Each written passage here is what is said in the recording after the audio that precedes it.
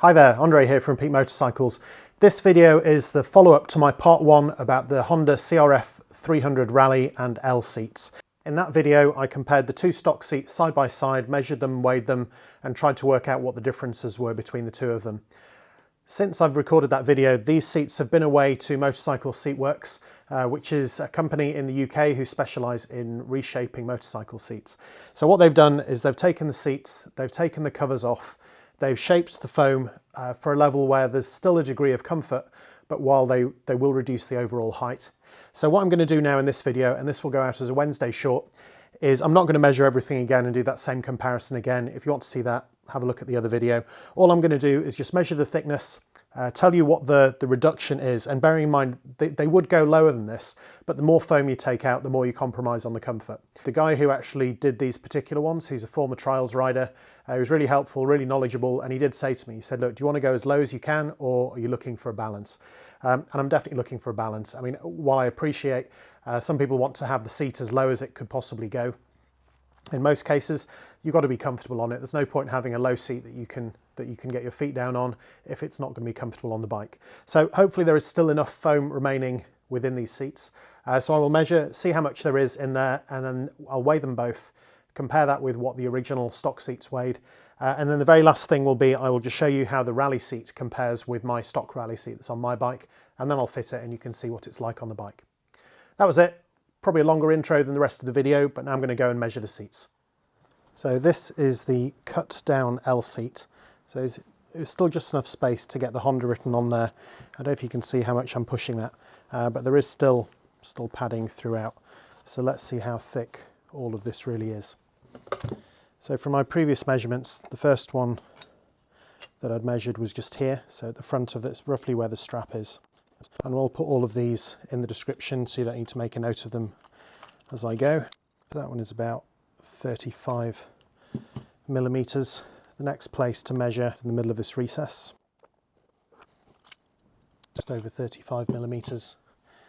The next place I was going to measure was through here, kind of through this is basically the thickest part of the seat, just on the bend, which is about where your crotch would go when you're riding. So even that, I don't know if you can see on there, the sort of the size of that. That's also about 35 millimeters. That's about 1.5 inches. So I'm not sure how thick the plastic is. It doesn't look like it's particularly thick. So there's still probably at least 30 millimeters of padding there. And the last place to measure is just through the button, which is actually exactly the same. Can't get anything different. So it's pretty much 35 millimeter throughout. I'm just going to weigh this here. What I will do is in the description, I will also put all of the dimensions from the stock measurements, just so you can see how the two compare. So the weight of the modified seat is 1,250 grams, pretty much spot on. So that's for the L. I'm now going to go and do the same with the Rally seat. So this is the Rally seat. As you can see, it doesn't have that big thick section through there. When I show you against my bike, you'll see just how noticeable this new shape is. Anyway, so same measurements again. Remember, this was a lot thicker to begin with. So measuring front of the strap, that is now about 50 millimeters. Measuring the front of the dip there,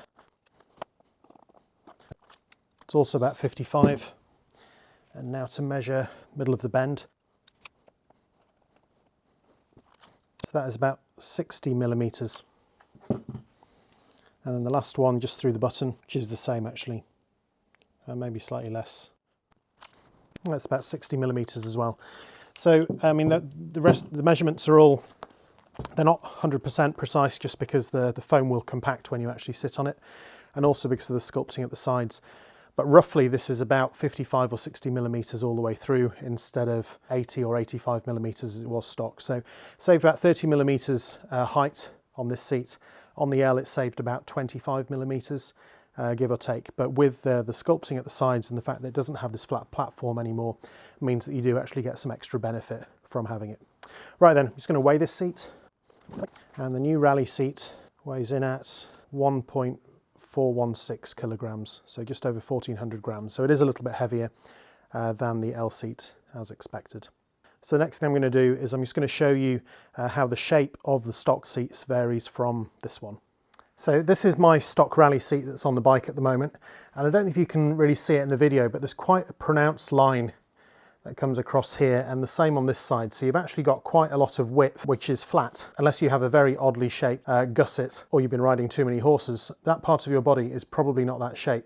So that's why the shaping off and actually rounding it off does make for a lower seat height. For comparison, and I know it doesn't look exactly the same when I'm just holding it up like this, but this is what the new Rally seat looks like. So that's roughly with everything in proportion, with the bands in the same place and the back of the seat and the front of the seat in the same place.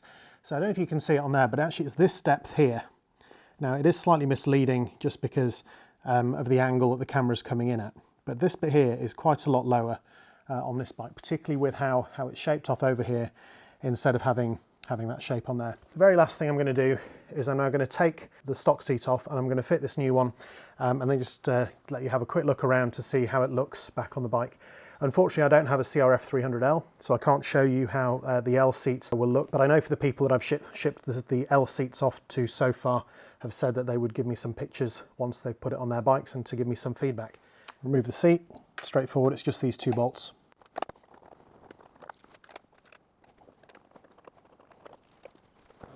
And then to get the seat off, the whole thing slides down.